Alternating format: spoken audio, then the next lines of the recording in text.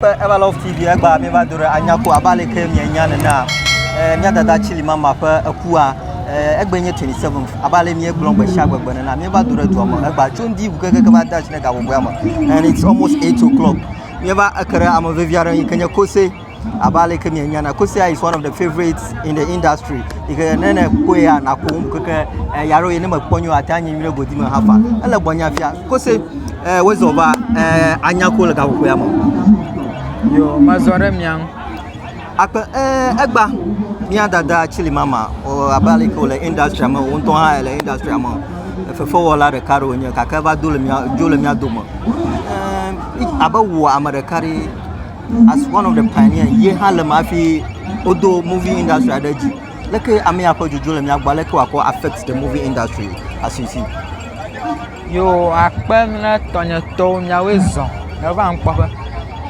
agbe amila mawe bi ye mawun to ega khone ko nya te to chili mama nya pa mentor nya bara fuseni kla agbako agbako ega nya fuseni obere kare hale toga kla fuseni kla foga so mamo nya pa mentor la pa maopa afi nya ma baga jo dumi ko poya ko onyang kumihano nama kunya moloni ala gwa kushi kata kushi ya molona chili mama fuseni to hana konfia ha agloga ba molona ya kunya te ba fi nwa ba jogma ma anyang mi katara mi ajinya akala kana hawro maya nyenya mawa ha wero rawre mi mawudwa ye gato ato kunya ba agliaro nyo odu anyi okla toga fuseni plafo gaso plamomoa agledo nyodo anyi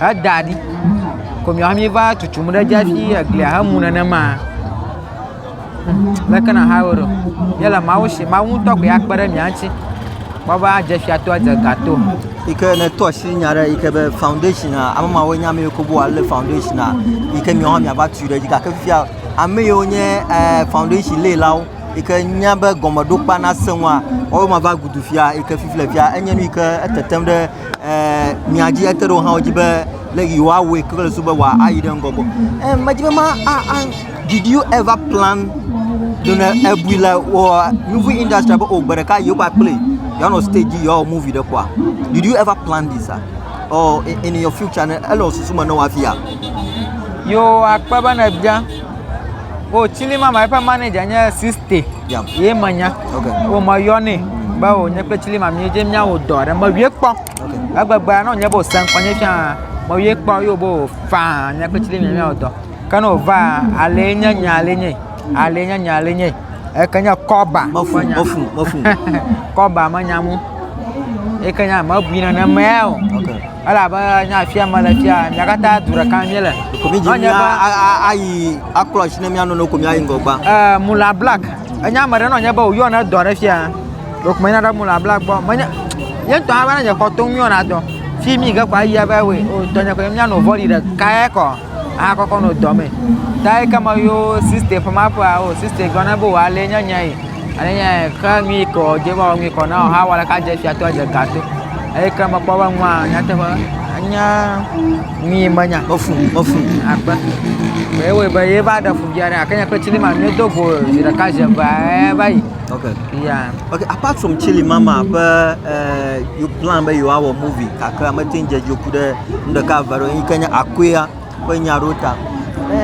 as egba magava leo did you still have that mindset but e kama value amabubu aregalenya amare la joge na popombo ame ya na play your movie anya nika adeji wo mo pom la mo short video pom be elongo gba yim na aka did you still have any other person you can feel ejeba me ya na you play your movie anya nika ado pe edo orengo gba yo akpa amoliza ndiko ko jagamacho fuseni paper aboki skills Kinrichi tata sika lono vio Pascaline amo subo gara nyon vioji va dogora shitoji shito ya nya shima monya shito ya nya kwa plimi mi o video ado kwa ya la nya platform oji mamona nya ba mi do boge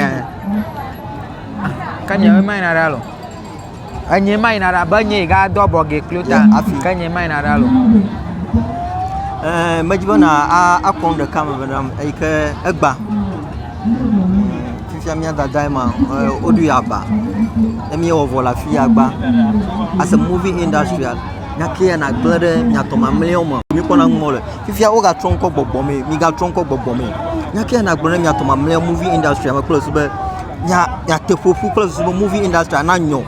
Abale ko nyonyom le duaro mo nene.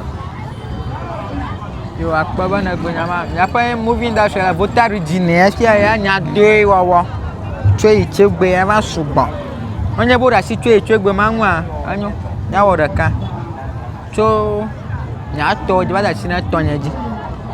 Twe ichegbe ma sugbon. Mare ma lo be no vinegare mare tom. Mare ha ma lo be no vinegare mare tom. E nye manager kula mwa. Mo bona fudaga.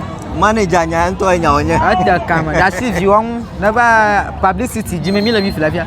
Onye ba publicity yo o konka. Fa atimo bo nya manager. Kosi awon kuna mo one day dem ko one of the abami out do motor recare. E ma dogo la fere como Everlove TV, let's interview you na just now publicity via platform do le big ne mo ga very little bit a na pona na kokpenya ha nya ha ma pona na logbo ha na pona na logbo nya anya ba manager ba a mo kuma grant interview na mo. So it's like the manager aspect ya manager do nya anya goma grant in general pa nya global am ma pa manager mama okay mama abo ni mo po ma awo interview plan mo ko that very day interview am meeting will.